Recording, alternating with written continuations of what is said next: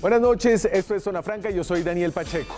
Esta imagen, esta foto de Santiago Saldarriaga en Cali ilustra de manera desgarradora una de las tensiones que se va templando cada vez más en esta cuarentena. Es una foto de la pita que se va estirando con más peligro a medida que avanza este encierro. Vamos en el día 7 y faltan 12 más, al menos 12 más. Es la tensión entre la salud y la economía, el debate entre guardar las medidas de aislamiento para reducir la velocidad del virus y la necesidad de alguna gente de producir dinero para poder tener los medios para sobrevivir. Esta mujer que sale a la calle obligada porque no tiene comida en la casa, sale a hacer lo que hace normalmente, a trabajar, a vender en una esquina. La tragedia de la foto es que la calle está vacía. Si la otra gente no sale, esta señora no vende nada. La tragedia epidemiológica es que la señora sale y tiene contacto con otra gente, así sea poca, y se devuelve a su casa con un riesgo de contagio y con pocos pesos en el bolsillo. Algunas voces en el país tienen una mirada radical sobre esta tensión. Hoy Gustavo Petro, en una entrevista que dio en El Espectador, dijo lo siguiente, y aquí lo cito textualmente. Ante la pandemia no hay que pensar, la economía se paraliza, punto. Hay que paralizarla si es que sola no se paraliza. Ahí no se hace como estamos acostumbrados, un poquito aquí y un poquito allá. Jugar a lo tibio, a lo que llaman aquí el centro. Entre la vida y la muerte no hay centro. Ya veremos después cómo se reactiva. Cierro comillas, eso dice Petro. Petro, por supuesto, entiende que paralizar la economía tiene costos enormes, pero supone dos cosas. Primero, supone que el Estado tiene la capacidad, si realmente quisiera ayudar a toda la gente, de hacerlo, de ayudar a toda la gente de Colombia que está en la situación de la señora de Cali. Petro cree que sí podemos subsidiar hasta que el virus sea suprimido a todos los colombianos. Su segundo supuesto es que la economía se puede parar y luego, cuando toque, se vuelve a prender y ya, sin pensar, punto, nada más. Claudia López parece tener una idea similar, una idea que voció desde su investidura como alcaldesa de Bogotá. Dijo más o menos en una entrevista anoche que iba a tocar alargar la cuarentena del gobierno nacional. Más allá de los problemas de coordinación y de confusión ciudadana que esto genera, detrás de la idea de Claudia López hay algo de lo de Petro. La idea de que hay que cuidar la salud a toda costa y luego pensamos en la economía. Pero si algo grita esta imagen es que la salud y la economía no son cosas distintas. No se pueden pensar por separado. Si la gente no tiene que comer, no se puede quedar en la casa y se esparce el virus. Si el Estado no tiene plata porque separa la producción de todo el país, no podrá atender a la gente para que se quede en la casa y a los que se enferman luego con el coronavirus. Aquí al final, entre la vida y la muerte, sí hay un centro doloroso. Y claro que hay muertos en ese centro, pero el punto es encontrar el punto exacto en el que los muertos sean los menos posibles. Muertos de coronavirus y de hambre. Pero muertos hay ya. Ha habido siempre y va a haber más. Por eso es que este es un momento crítico de decisiones tan difíciles. Aquí arranca Zona Franca.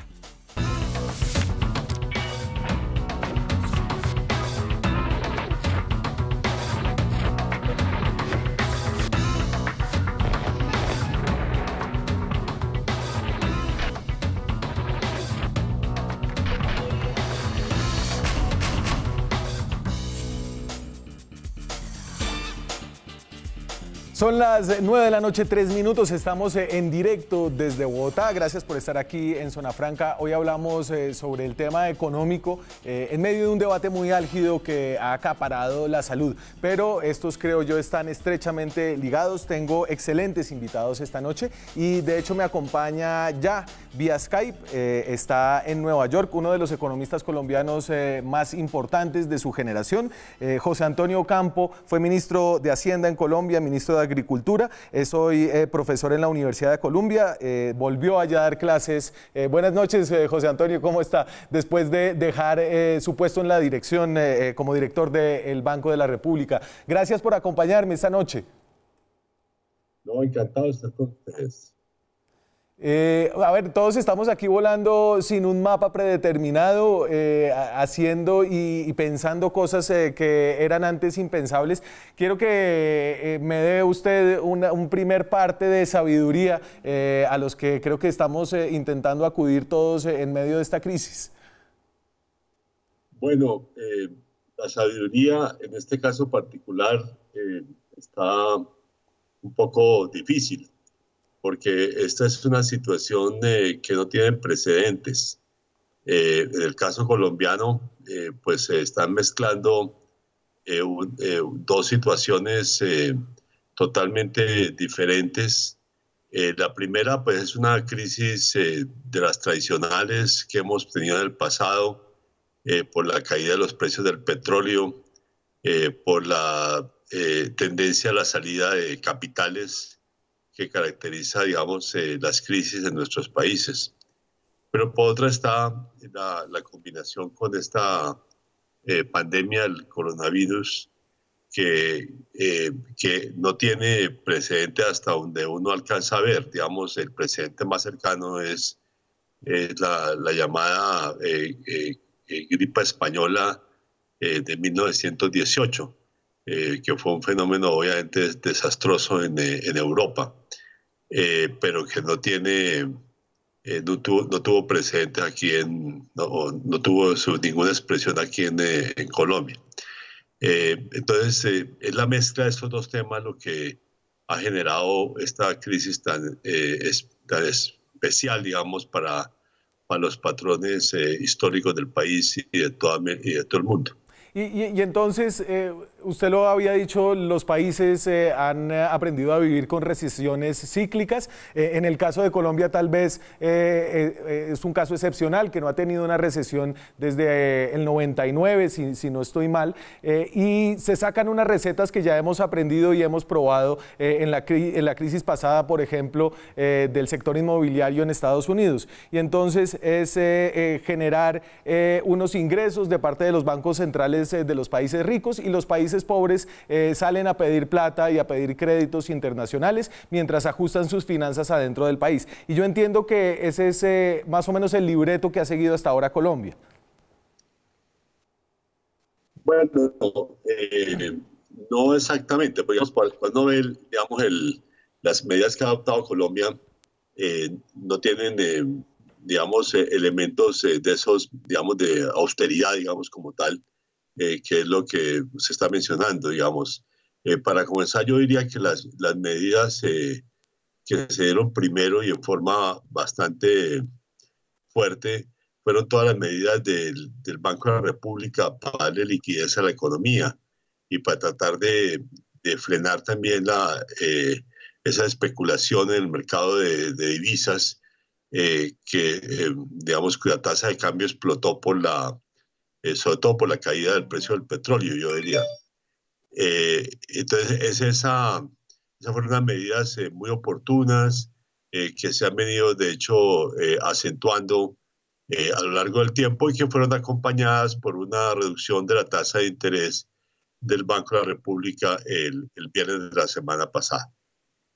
Después, puedo decir todas esas medidas que ha adoptado el gobierno, que incluyen pues algunos beneficios para los sectores de más bajos ingresos, la ampliación del programa de adulto mayor y también pues algunas medidas muy específicas orientadas a darle crédito, digamos, blando o incluso subsidiado en algunos casos a los sectores que enfrentan la crisis, ¿no?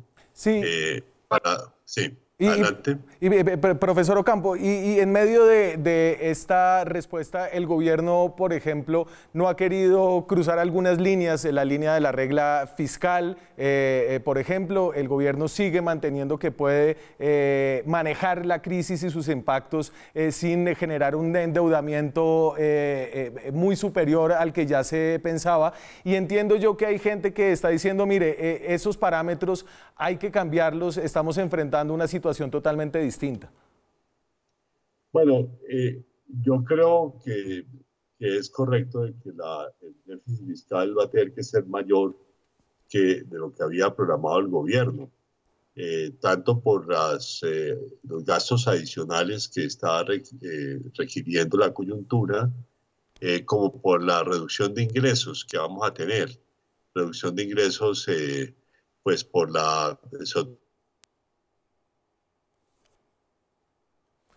Lo perdí ahí. Vamos a restablecer la comunicación con el ex codirector del Banco de la República, José Antonio Ocampo. Está aquí en Bogotá, no es la mala señal de Nueva York. Después de salir de la dirección del Banco de la República, son 9 codirectores, José Antonio Ocampo volvió a dar sus clases en Nueva York y está aquí en Bogotá. Ya lo tengo aquí nuevamente.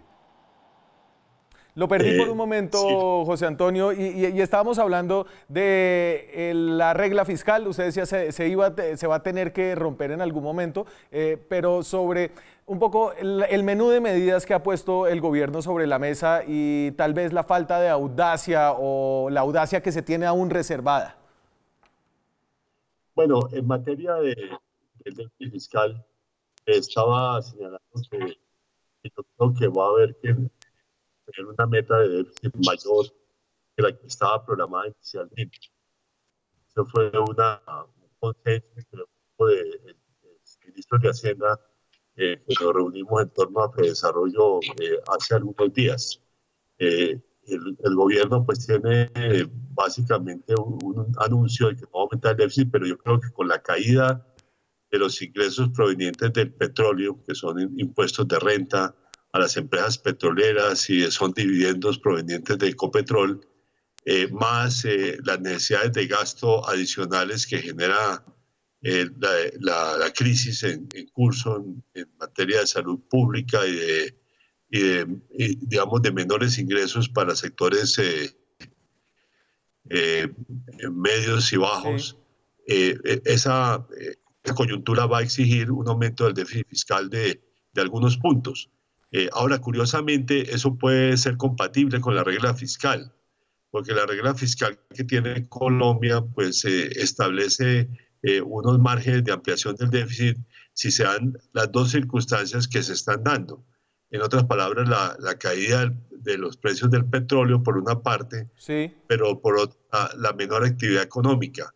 Entonces yo creo que la regla fiscal, incluso la actual, permitiría un aumento importante del déficit fiscal para dar para absorber las necesidades que está generando la coyuntura. Y en ese contexto, hoy le leí un tuit en el que usted le pide a las calificadoras de riesgo, que son estas 3 grandes empresas extranjeras que van mirando alrededor del mundo qué tan buena paga son los países, Standard Poor's, Fitch, y se me escapa la tercera, pero entonces usted lo que dice es, en este contexto las calificadoras de riesgo deberían dejar de calificar a los países y no bajarles la calificación. Exactamente, porque yo creo que están cometiendo un grave error de acentuarle la crisis, porque, digamos, las calificadoras de riesgo reducen el atractivo a prestarle a países como pues, con las economías emergentes a las cuales están bajando la calificación. Digamos, en estos días se la han bajado a México y a Sudáfrica, y en el caso colombiano no nos bajaron la categoría en que estamos clasificados, estamos hablando de Standard Poor's, pero nos pasaron de una perspectiva neutra a una perspectiva negativa. O sea que el siguiente paso ya sería bajarnos la calificación. Las calificadoras de riesgo tienen que ser mucho más prudentes, en todas cosas, porque, como lo decía también en mi tweet, las condiciones son tan inciertas como para ser imposible, digamos, un análisis bien elaborado, y sobre todo porque, digamos, la salida de capitales pues acentuaría las crisis de nuestros países, y por lo tanto ellos se convertirían en uno de los agentes que están profundizando la crisis. Yo creo que en las circunstancias actuales es mejor que dejen de hacer calificaciones y esperen a que la situación digamos, se estabilice para poder ver cuáles son las condiciones de riesgo de nuestras economías. Y entonces eso por el lado de buscar recursos adicionales a través de deuda en el mercado internacional, pero ¿cree usted que puede haber opciones interesantes de buscar nuevos recursos a través de tributos extraordinarios aquí en el país? Hubo un impuesto de la guerra a principios de este siglo. ¿Podría haber un impuesto del coronavirus o un impuesto post pandemia en el contexto actual, sobre todo a las personas más ricas? Sí, esa es una alternativa. Yo, de hecho, lo que he venido diciendo es que el gobierno lo que debería anunciar y utilizar sus facultades para legislar en esta coyuntura, lo que debería hacer es posponer los beneficios tributarios que se establecieron en la reforma tributaria del año pasado. O sea, la reducción del impuesto de renta de las empresas, pero la deducción total del IVA de los bienes de capital, el descuento tributario del impuesto de industria y comercio. Es, digamos, todos estos beneficios que se Claro. concedieron podían posponerse 1 o 2 años para poder manejar mejor la crisis, que, repito, en materia fiscal es no solo los mayores gastos que se requieren por la coyuntura, sino también los menores ingresos por la caída de los precios del petróleo. Hace, yo creo que por ahí 10 años, un político y multimillonario estadounidense que se llama Ralph Nader escribió un libro que se llamaba Solo los ricos nos pueden salvar. Y era esta idea de que los estados eran lentos, paquidérmicos y que en realidad la acumulación de unas pocas personas podía generar grandes cambios positivos en el mundo. ¿Usted cree que la perspectiva que nos está dando esta pandemia tumba la hipótesis de Ralph Nader? Es decir, aquí no nos podemos salvar con donaciones de Luis Carlos Sarmiento Angulo, así sean muy generosas. Aquí lo que tiene que haber es un cambio estructural, institucional, y que son las instituciones las que tienen esa vía de salida. Así es, estas son coyunturas en las cuales el Estado juega un papel absolutamente esencial y lo juega, reitero, por el lado del Banco de la República como el Banco Central del país y lo juega el gobierno. Más aún, incluso no hemos hablado, pero también es la red de departamentos y municipios que también tienen que participar en esta tarea, digamos, de manejar la crisis. José Antonio, usted que ha vivido bastante, en este momento se habla de cómo el mundo va a cambiar después de la pandemia, de todo lo que esto va a dejar. ¿Usted cree que sí realmente va a haber un cambio importante de mentalidad, de estructuras, cómo se le da la importancia a las instituciones y a los estados? ¿Vamos a quedar con una cicatriz positiva? Bueno, yo creo que para comenzar, nuevamente tenemos que conocer primero cuál es sobre todo la duración de esta crisis, digamos, porque, digamos, dependiendo de esa duración, será que se ven los efectos plenos, ven los efectos, por ejemplo, en materia de endeudamiento público o en materia de eventuales quiebras de empresas, que sería una situación fatal, digamos, para las economías. Pero pero de todas maneras tendremos que ver después, en primer lugar, el sentimiento que se genera, digamos, de solidaridad, de sentido de pertenencia a una sociedad amenazada, digamos, que estamos viviendo y que podría generar un efecto positivo de largo plazo. Pero también, por otra parte, pues, como digo, vamos a ver cuál es el sector productivo, digamos, que sobrevive a esta coyuntura, cómo van a quedar los hogares que durante estos meses no van a tener ingresos o van a tener ingresos muy reducidos, cuántas empresas van a Sí. sobrevivir para participar en la reactivación económica que tendrá que venir después. En lo que viene hacia adelante, ¿cuáles son sus mayores preocupaciones? Mi mayor preocupación son los sectores, pues los hogares que no están recibiendo ingresos, porque digamos eran por ejemplo, personas que trabajaban en restaurantes, en peluquerías, en distintas actividades que no están funcionando. También, pues, digamos, uno puede decir los hoteles, las actividades deportivas, las actividades culturales, Sí. todas esas actividades que han salido totalmente de su capacidad de producir. Esa es una situación que vamos a ver qué efecto de largo plazo tiene.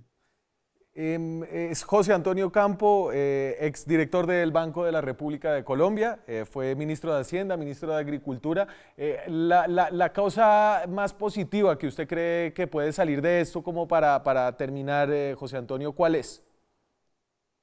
Es el sentimiento de que somos parte de una sociedad y que este es un momento en que tenemos que unirnos frente a, o sea, en forma solidaria frente a una crisis, digamos, que nos afecta a todos.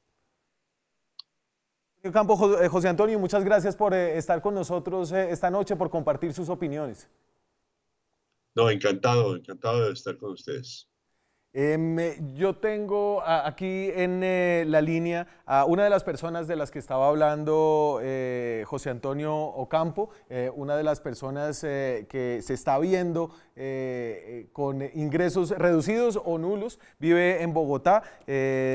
Óscar González es el vicepresidente de la Junta de Acción Comunal del barrio Horizontes, en la localidad de Usaquén, en Bogotá, en los cerros orientales. Óscar, ¿qué tal? Buenas noches. Buenas noches, don Daniel. Muy encantado, muy agradecido por esta oportunidad de poder manifestar pues mis inquietudes que nos están afectando en este momento en los 18 barrios de la zona alta de Usaquén. ¿Y cuáles son esas inquietudes para que arranquemos por ahí, Óscar? Buenas noches, primero que todo, a todos los que nos escuchan en este momento.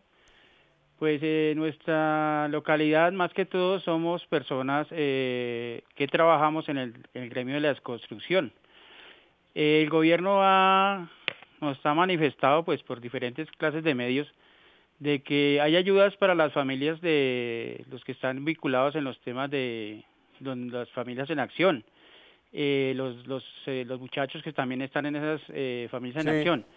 Lo preocupante de nosotros es la falta de recursos económicos para las personas que realmente somos personas independientes, que vivimos de un día a día. Eso es lo que nos está afectando. El señor presidente manifiesta que ya ha desembolsado casi el 90% de los recursos para las familias en acción y los que están pues vinculados en los temas que ayuda el gobierno a las personas. Pero el tema de nosotros es muy difícil. ¿Por qué? Porque nosotros vivíamos un día a día.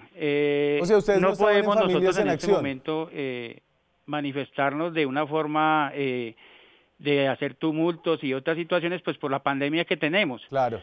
Entonces la idea de nosotros ¿cuál es? Pues que volteen las autoridades y los diferentes medios de ayudas hacia estas personas como nosotros que trabajamos independientes.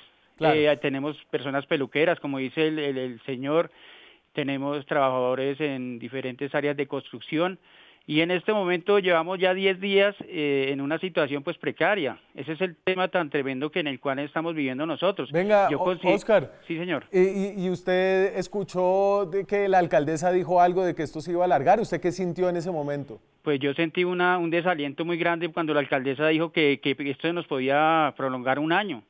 Imagínense, si nosotros ahorita en 10 días no hemos recibido ningún tipo de ayuda, imagínense nosotros un año, o sea, esto sería una cosa insostenible. Claro. Entonces, o sea, tiene que haber un programa y una política muy de acuerdo con lo que ella propone, porque yo puedo decir un año, pero ¿y cómo mantengo las personas que realmente nos ganamos el día a día? Eso es lo preocupante. Y Óscar, déjeme, quédese conmigo, me voy a ir a una pausa de comerciales, pero quiero seguir haciéndole un par de preguntas cuando regresemos, ¿vale? Ok, muchas gracias. Nosotros volvemos en minutos.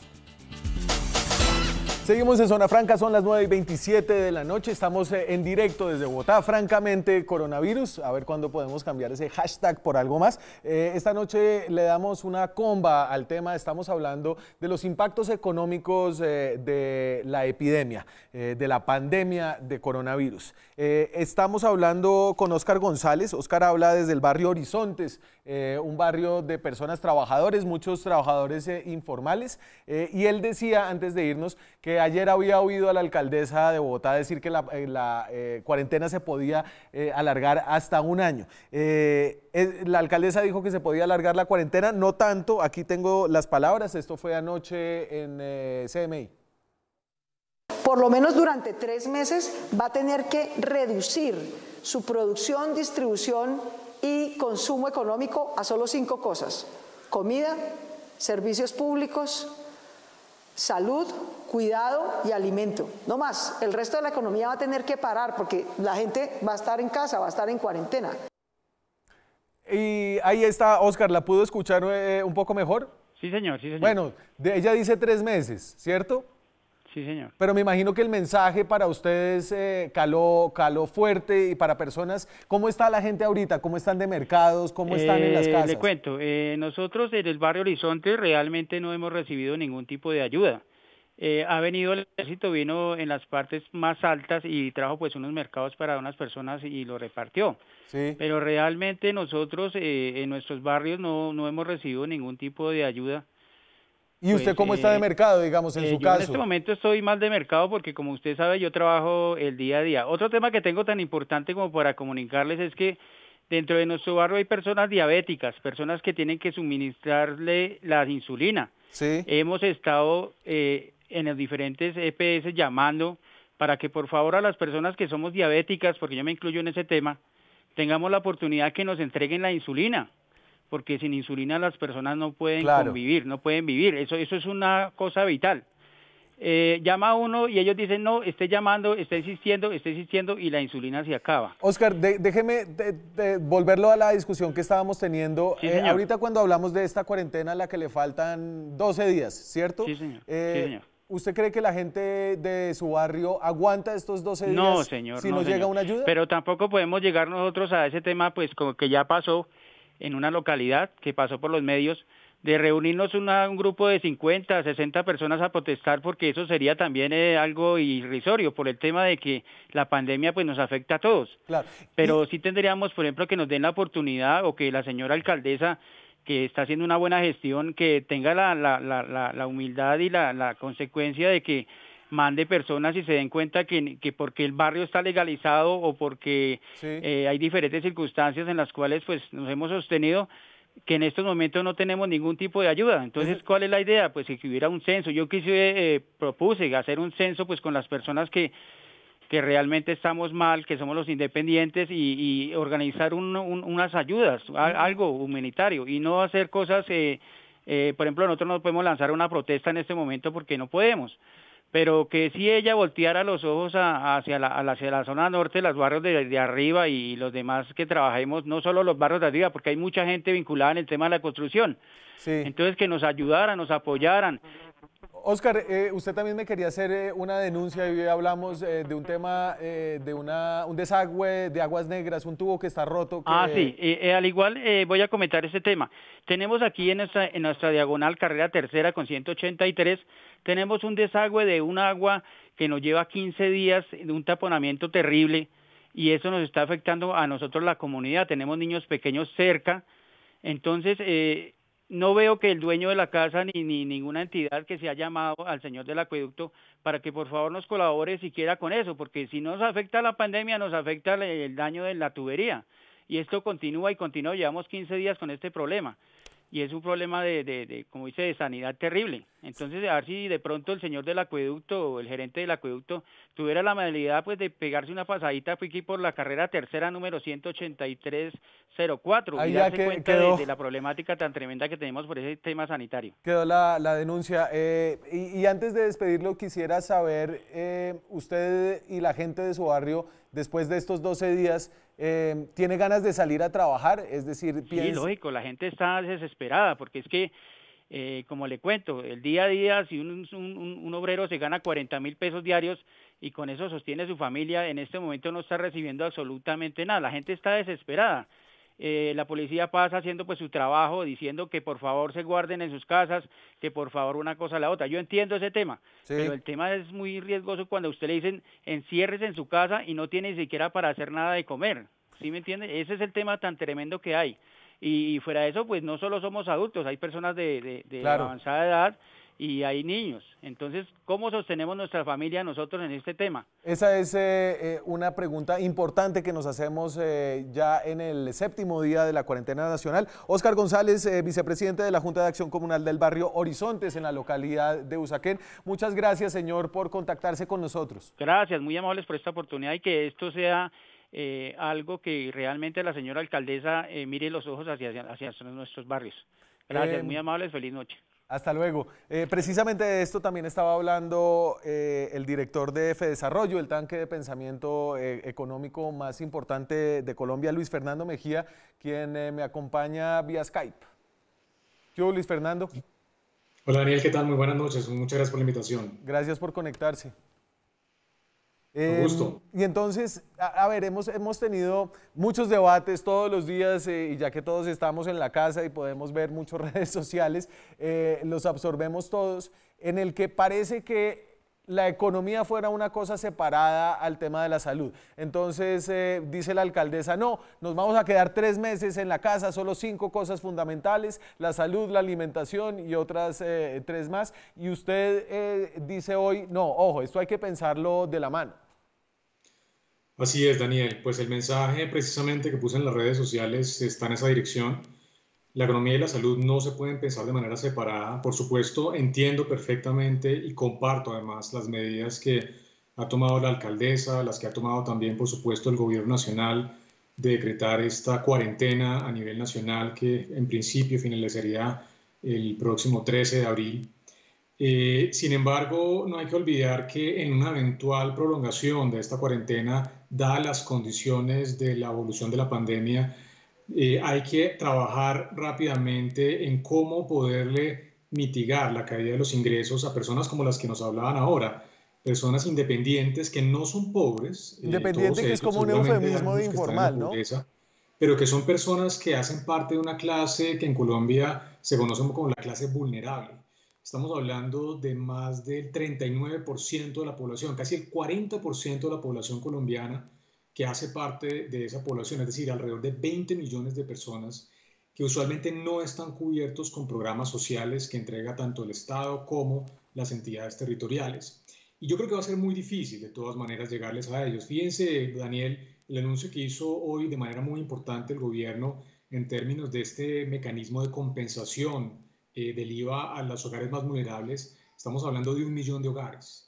Si usted suma el total de hogares pobres con los hogares vulnerables, estamos hablando básicamente de 33,5 millones de personas, es decir, más o menos 10 millones de hogares. Sí. Y el gobierno está pudiéndolos atender solamente a 1 millón de hogares nuevos, que realmente incluso no son nuevos, porque ya hacen parte de otros programas sociales como Familias en Acción y Colombia Mayor. Claro. Entonces el reto que tenemos es monumental, es mayúsculo, de cómo poderle cubrir a través de transferencias, a través de subsidios a estas personas, y yo creo que va a ser muy difícil. Y entonces lo que tenemos que hacer, Daniel, pues de acuerdo a las experticias, ¿sí?, los consejos de los que saben del tema en términos de salud, es aprovechar este tiempo precioso que tenemos de esta etapa ya no de mitigación sino de contención para aumentar la capacidad instalada de nuestro sistema de salud, no solamente física sino también el capital humano, y poder darnos tiempo para que otra vez la economía pueda arrancar, porque va a ser muy difícil, Daniel, y en esto sí soy muy franco,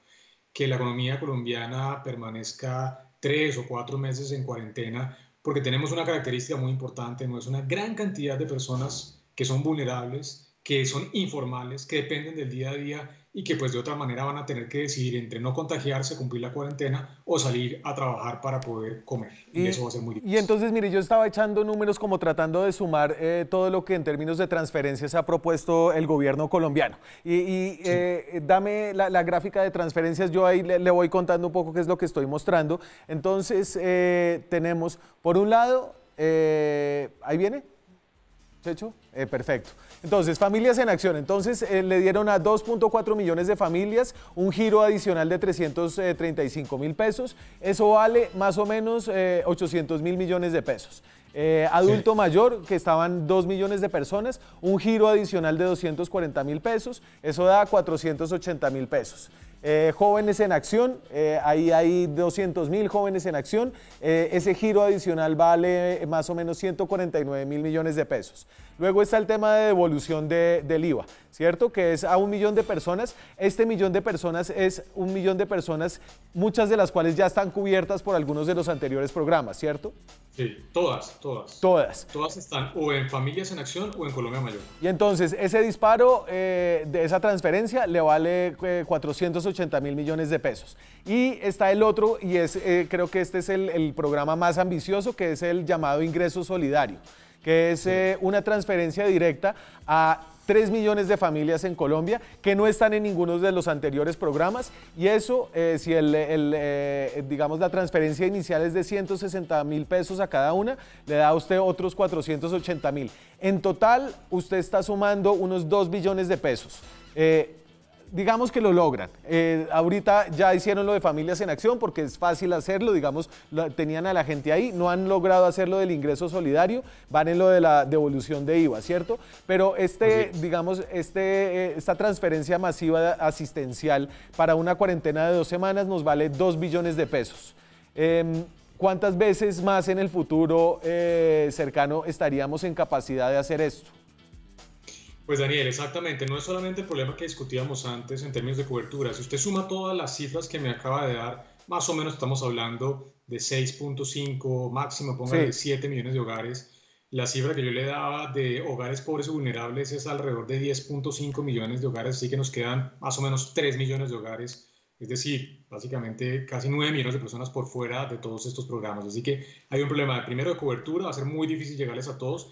Y lo que usted menciona, Daniel, es que los costos pues, son sustanciales. Realmente la capacidad del Estado es limitada. No somos un Estado rico, no somos Europa o Estados Unidos para pretender hacer un programa, digamos, de grandes magnitudes y que además permanezca por mucho tiempo.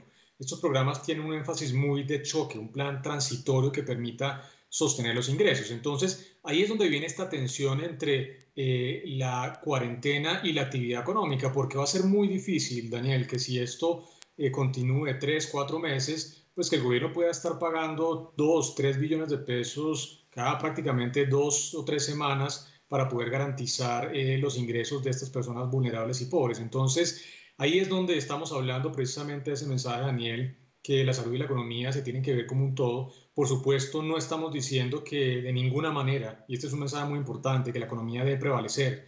Eso no es así. Sí. Hay decisiones muy importantes que se han tomado para darle prioridad al tema de salud, que es fundamental, es esencial en este momento no repetir los errores de España o Italia, que infortunadamente han sido muy costosos en términos de vidas humanas.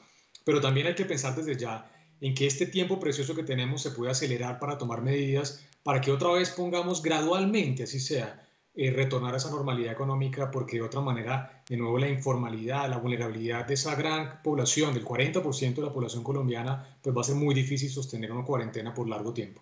Claro, y finalmente si la gente no tiene plata y si usted no puede llegar a ellos, pues la cuarentena se va a empezar a violar cuando la gente empiece a salir de sus casas en busca de un sustento básico. Téngalo por seguro, porque es que mire, la decisión, Ariel, es muy simple, es o me quedo o salgo o me quedo para no contagiarme con probabilidad del 80-90% y de morirme de una probabilidad que puede estar entre el 1, 2 o 3%, claro. O me quedo en la casa y no me llegan las ayudas y me muero de hambre. Entonces, esa decisión para esa franja vulnerable y pobre, pues creo que va a ser hacia salir a la calle a trabajar, a buscarse el día a día, y como usted bien lo dice, pues eso va a ser insostenible mantener en el tiempo, por largo periodo de tiempo, esa cuarentena. Luis Fernando, me tengo que ir a una pausa, le voy a pedir que me acompañe unos minuticos después y seguimos charlando. Muy bien, claro que sí. Nosotros vamos a comerciales y ya volvemos. Seguimos en Zona Franca, estamos hablando de los impactos económicos de esta crisis, no solamente de los impactos que tendremos después, sino de los que ya estamos teniendo. La economía y la salud se mezclan en el sentido en que para guardar la cuarentena la gente tiene que tener lo básico, la comida en la casa, y eso no va a ser fácil por periodos prolongados. Se une a esta conversación Aurelio Suárez, que está aquí en Bogotá. Aurelio es analista político, es ingeniero, es miembro del Polo Democrático Alternativo. ¿Qué tal, Aurelio? Daniel, muy buenas noches a usted, a los televidentes y por supuesto a Luis Fernando. ¿Cómo está viendo este debate entre la necesidad de resguardar la salud dentro de las casas y el hervor que se empieza ya a sentir en algunos barrios de la ciudad porque la gente no tiene que comer? Mire, Daniel, yo tengo, digamos, dos puntos sobre eso que usted está notando. El primer punto es que este coronavirus o esta pandemia no cogió a la economía colombiana en su mejor momento. ¿Cuál es la situación de la economía colombiana? Claro, echaron campanas al vuelo cuando se dijo que íbamos o habíamos crecido algo más del 3 en el año 2019. Pero ese 3 fue fruto de una expansión del consumo, fundamentalmente por el crédito bancario y algo por la remesa. Y bueno, y algunos dicen que por el narcotráfico.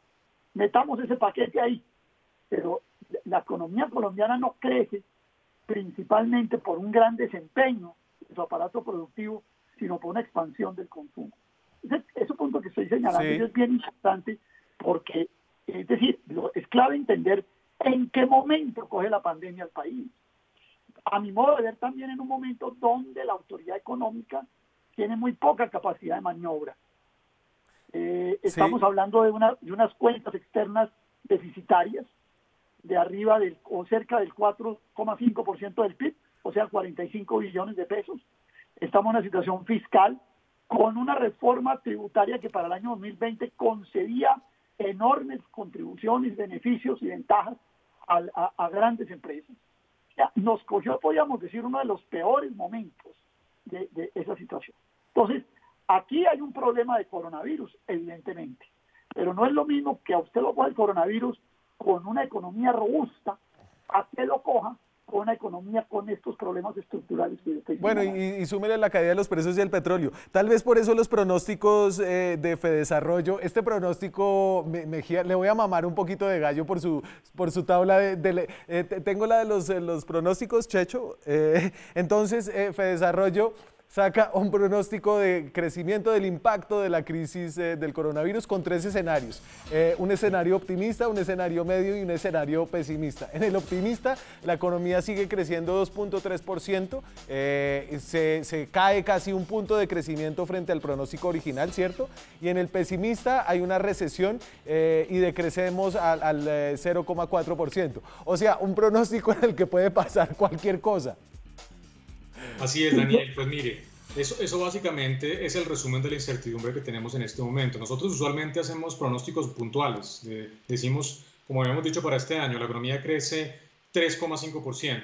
En este caso, pues la incertidumbre es muy grande porque dependen de los dos choques que estamos viviendo, del coronavirus por un lado, pero también del choque petrolero que ha reducido sustancialmente el precio del petróleo para Colombia, que es un país que depende sustancialmente en sus cuentas externas, como lo decía ahora Aurelio, del precio del petróleo. Así que esos dos choques tienen unos efectos similares en la economía colombiana, pero no sabemos cuánto tiempo van a durar. Entonces los escenarios básicamente plantean diferentes duraciones. Obviamente el escenario más optimista es aquel en donde rápidamente se resuelve la situación, y el escenario pesimista es una cosa en donde estamos incluso en la segunda mitad del año todavía sufriendo los embates de estos dos choques. Pero déjeme le cuento además... Pero dígame cuál es el suyo. Ya comentó el tema del crecimiento. Una cosa muy importante es las cifras de desempleo que también están. Sí. No sé si las mostró Daniel.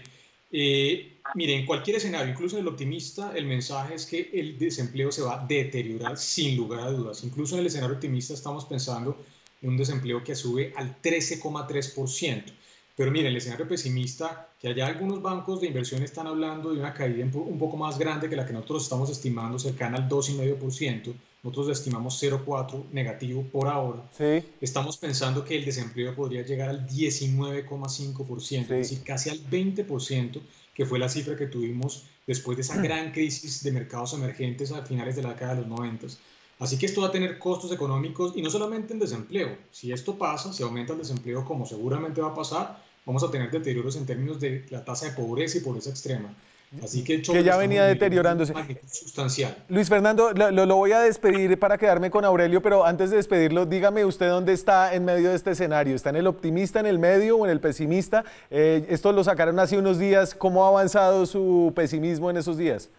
Mire, nosotros estábamos obviamente en el escenario medio la semana pasada. Como esto cambia tan rápidamente, nosotros ya estamos acercándonos más al sesgo, digamos, del escenario pesimista, es decir, un crecimiento nulo o incluso una contracción negativa de la economía colombiana, infortunadamente.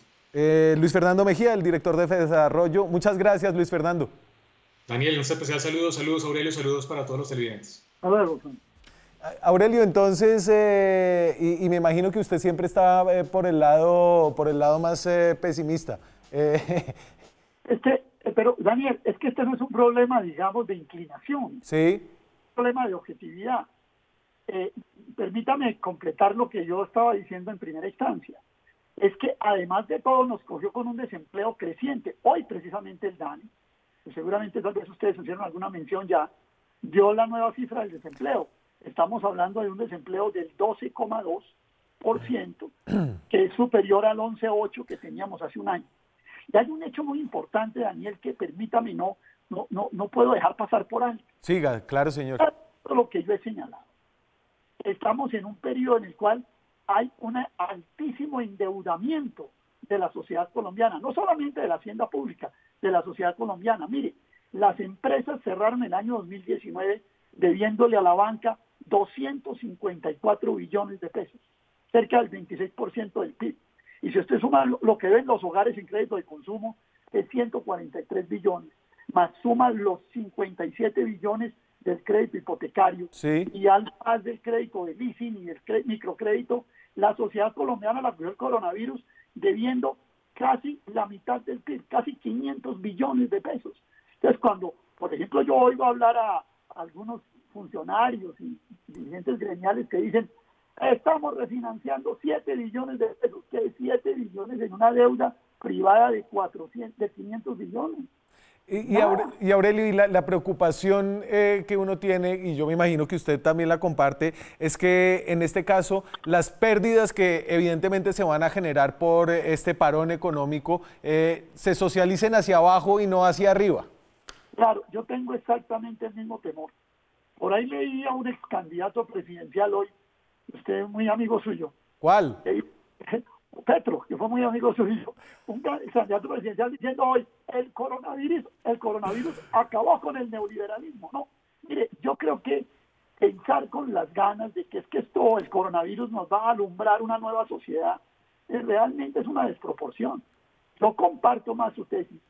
Esa sí es una tesis bien pesimista y la comparto. De que al final de cuentas los costos va a terminar pagándolo la base social del país. A mí sí me preocupa, Daniel, se lo digo con sinceridad, después de que pase todo este desorden, nos digan, no, es que la solución es una reforma laboral por horas para poder reclutar en el trabajo a ese 20% que está en el desempleo y le demos siquiera un empleo por hora. Bueno, y ahí esa puede venir por el estado de emergencia, nos puede llegar. Claro, de ahí, por ejemplo, la queja de Jorge Robledo y otros senadores y congresistas de que la sesión virtual no puede servir para que le metan la reforma laboral y la reforma pensional. Entre otras cosas, también digamos algo. Cuando usted coge las pensiones del sector privado, las AFP, sí, y ve que esas AFP invierten es 40% en deuda pública, otra parte en renta variable, otra parte en renta variable externa, etcétera. La caída que está teniendo la rentabilidad de los fondos de pensiones para los afiliados a esos fondos privados es violenta. Ahí hay una forma de pagar el costo por los trabajadores. No se le olvide que esos fondos están manejando cerca de 300 billones de pesos que son ahorros de la clase trabajadora de Colombia, de sus obreros, de sus empleados. Entonces, esa es una forma de pagar la crisis. cómo a usted se les valoriza a futuro su pensión, y cuando usted llegue a los 60 años y vaya por la vida y no, es que usted se les valoró con la crisis del coronavirus. Es Aurelio Suárez, un hombre de muchas preocupaciones y de preocupaciones muy pertinentes. Muchas gracias, Aurelio, por compartirlas con nosotros esta noche. Daniel, muy gentil, pero espero que lo deje preocupado de verdad, porque la cosa es altamente preocupante. No, gracias. Preocupado sí me dejó, Aurelio. Muchas gracias por eso. Me tengo que ir a una pausa. Quédense, cuando regresemos tenemos hoy una nota de calle sobre lo que está pasando en el trabajo de los domiciliarios, muchos de ellos rapitenderos. Ya volvemos. Seguimos en Zona Franca, son las 9:58 de la noche. Hablamos de economía, impactos del coronavirus, la tensión entre quedarse en casa sin producir y la gente que necesita salir porque no tiene que comer. Me hace una muy buena corrección Aldo Castillo a través de Twitter. Yo dije que el Banco de la República tenía 9 codirectores. Falso, tiene 7 miembros de su junta directiva. 5 de ellos son los codirectores, más el gerente y el ministro de Hacienda que también se sienta ahí. Para terminar este programa, hoy Felipe Agudelo, periodista de Zona Franca, estuvo en la calle hablando con la gente que está rebuscándosela en medio de esta pandemia y de esta cuarentena. Si no hay plata, no hay comida en la casa. Es difícil guardar la cuarentena. Toca trabajar, no, imagínate que uno pagando arriendo, comprando comida y eso, sobre mantener la casa, pues los 3 niños, pues yo tengo 3 niños, ¿quién me da? Necesito trabajar. José tiene 52 años, manifiesta que no le ha llegado ningún mensaje de apoyo estatal, pero sí las cuentas por pagar. Los arriendos no esperan. Aquí la alcaldesa ni el gobierno ha sacado una política o un decreto que diga vamos a congelar un mes de arriendo a todos los que trabajen en domicilio, o otras empresas, restaurantes y todo aquello.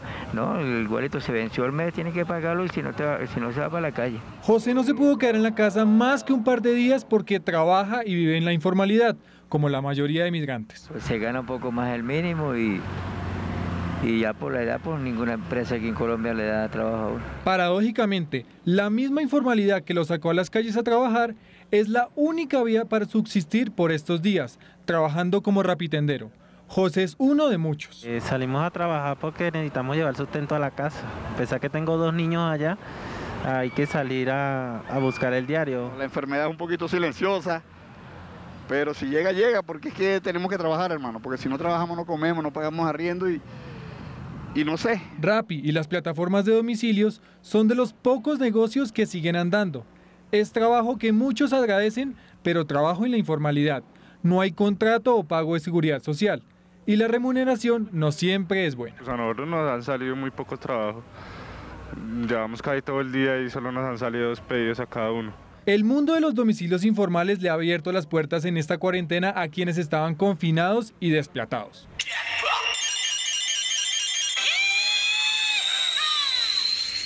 El riesgo de no tener con qué comer es mucho mayor que el COVID-19. Tapabocas, guantes, gel antibacterial, una oración y para la calle. Como todos tenemos temor de contagiar, pero cada quien se cuida como mejor le parece. Comió porque uno puede llevar el virus a la casa, pero no hay que echarle, hay que hacerle. Por ahora, este trabajo en la informalidad parece que merece el riesgo de contagio, que está siempre latente. Cuando nos dejan subir con la maleta, nosotros ponemos la maleta. En la puerta del apartamento, colocamos el pedido encima, tocamos el timbre. Nos retiramos por lo menos 1 metro, 2 metros de distancia del cliente, a que el cliente recoja su pedido, nos despedimos, agarramos nuestra maleta y finalizamos la orden. Pero si el contagio sucede, estos trabajadores no cuentan con red de protección más allá de lo básico que provee el Estado. ¿Y la solidaridad de Rappi, la empresa que también gana plata con estos domicilios? Enviamos varias solicitudes de entrevista, pero no contestaron.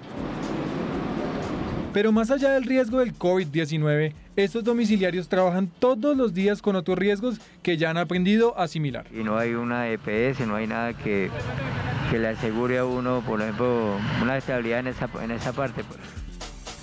Y hasta ahí llegamos nosotros esta noche. Quédense con nosotros mañana con más periodismo, más debate, más opinión. Chao.